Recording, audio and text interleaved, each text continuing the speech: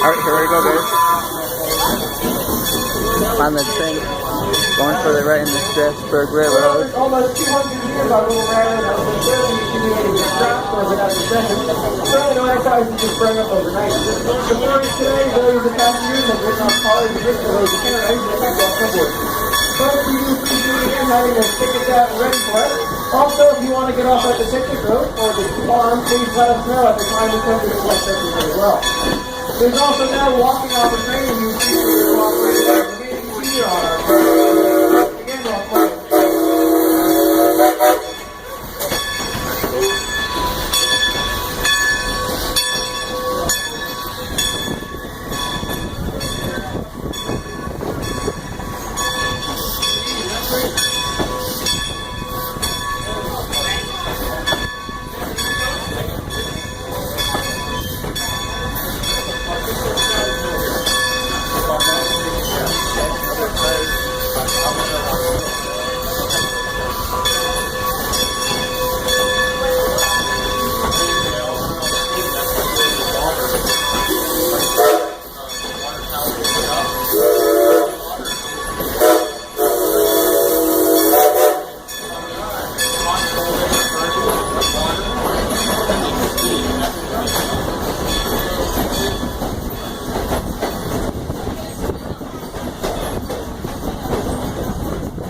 Coming into view on the left-hand side of the train, you'll see the Residence Hotel. It's a privately operated hotel, one of the few places in the world that you can spend the night in a real railroad.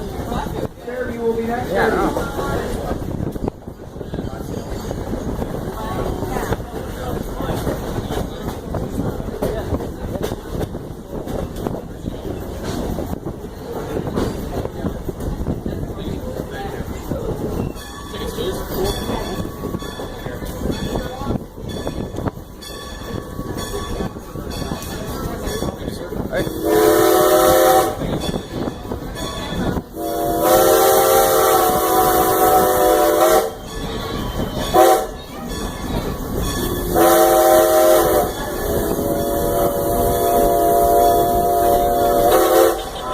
Back in 1915, when the railroad today, as we know, is based and purchased by a group of local stockholders and dedicated to railroad funds.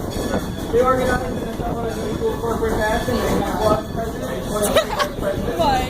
It was these 24 dedicated individuals that are the reason we have this railroad today. They all contributed their own blood, sweat, and tears, and labor and money as the labor was to the hard work of railroad. We're still organized in a very similar fashion today.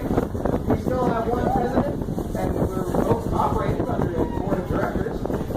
All of the proceeds that we do receive from your ticket purchase is what helps us stay in business. The federal government does anything but help us stay in business. We don't receive any federal grants or subsidies for our operations. A common question that we get is how we determine the speed of our train. It's a very simple matter. The oldest timetable that we've ever found for our line is in the Strasburgh newspaper dated about 1853. We still try and follow that same schedule today. So if you ever wonder just how fast great-great-grandpa traveled here on the Strasburgh, we do try and keep under 70 miles an hour at all times. Shortly coming into view, you'll see the Espen Turkey Farm, the long white buildings on the right and left-hand side. It's one of the oldest turkey farms in the United States. And the steam engine number is number 90. But that's what's pulling us. Steam engine number 90. For all you hardcore subscribers, I do believe it now is called Poultry World Magazine. Oh my God! It's a very busy place in the month of November and December. It's also a very good time to be a turkey here in Lancaster County. They've even installed the cell phone tower. That's where all the Amish people are. The whole thing is Strasburgh, Pennsylvania. This is awesome. See all the cows.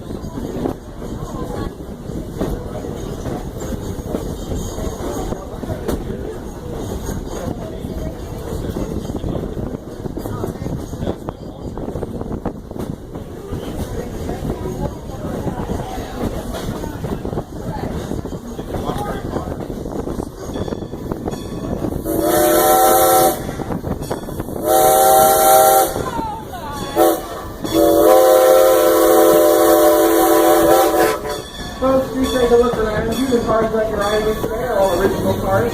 There's no reproductions by any means. They've all been leveled to restored by the master craftsmen back in our repair shop. They cost about $500,000 each to restore to their current condition, and all that is thanks to our customers. You take a look around you again, all the mother of pearl inlay and the different mahogany trim is original to the car and has been treated to its former glory. There's some from a number of different places, including the Boston and Maine, the Western Maryland, the Maryland and Pennsylvania, and the Philadelphia and Reading district. Those pot-belly stoves are not just for looks either. They keep us warm and out of the dark in the cold winter months here in Lancaster County. We are very proud of the work we do here restoring all of our cars, and it's thanks to our passengers that we're able to do this. The locomotive pulling our train today is a coal-burning steam locomotive. She was built in 1924. She cost hundreds of thousands of dollars to restore and keep operating under some very strict federal guidelines. The locomotive is powered by coal and water. The fireman shovels the coal into the firebox and heats up that water to create steam. It's very, very hot up there in that locomotive cab, probably about 150 degrees today. As our engineer and firemen work tirelessly to get us back and forth from Paradise to Strasburgh. I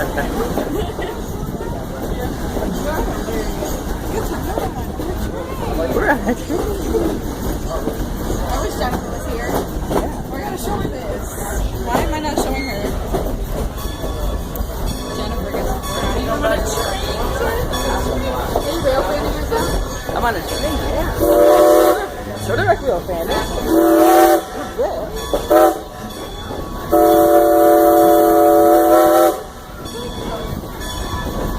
Cherry Hill is next. Cherry Hill. This is the largest station along our line. It may seem small to you, but that's because of the high rate of speed at which we survive. Make sure to check the sign on the station, Cherry Hill. There's a huge cornfield. More or less. There's a guy waving on the tower there. A whole lot less than wheelie. Cherry Hill is next. Cherry Hill. Check all that. That's like Cherry Hill or something like that. Kids jumping. Look at mom and dad. Alright, step on this side. Another crossing. I like the whistle. And the bell.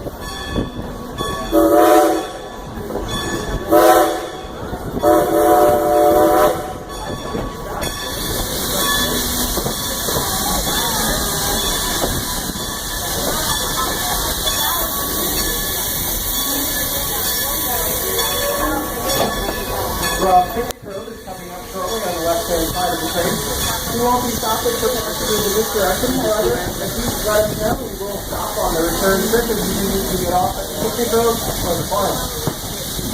During the warm summer months, We switched our track. We're running out of track. We provide food free of charge, the barbecues, the benches, the period-style restrooms, playground equipment, and fresh water. All you need to do is provide the food and get off on a new westbound train, missing none of the ride.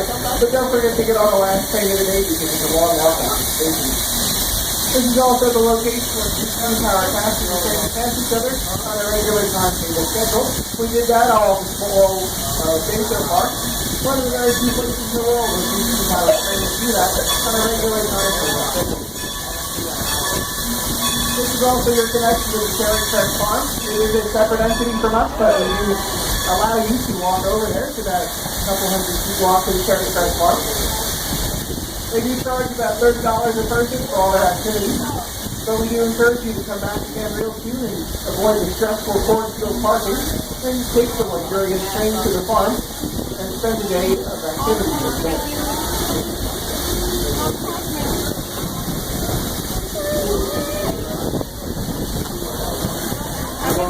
We're going on another track.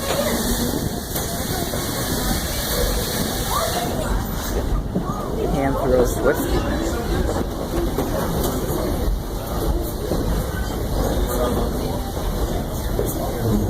Many years ago, at the second valley off to the right, there was a little narrow gauge railroad called the Lancaster, Oxford Southern, or these little old and slow for short.